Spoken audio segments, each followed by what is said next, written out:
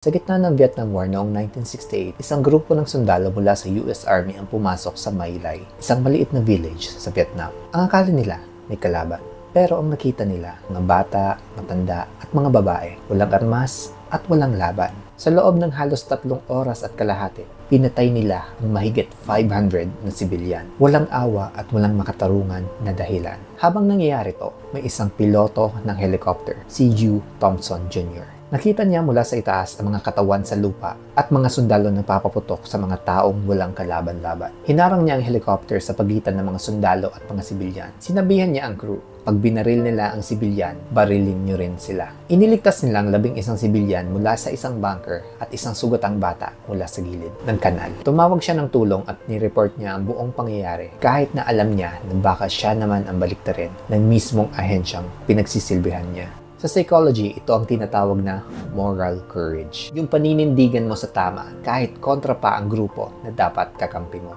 Hindi lang ito sa giyera, ito yung internal war, pananahimik o paninindigan. Matagal siyang ininsulto, tinawag na traidor ng ilan at halos makasuhan pa. Maraming opisyal ang tumutol sa ginawa niya at hindi siya agad binigyan ng pagkilala. Yung guilt at trauma dala niya habang buhay. Hindi dahil sa may ginawa siyang mali, kundi dahil bahagi siya ng sistemang hindi tumututol sa mali. Ayon sa moral psychology, minsan ang totoong kabayanihan ay yung pagtutol. At kung ikaw yung unang tumayo, madalas ikaw din yung unang sisisihin.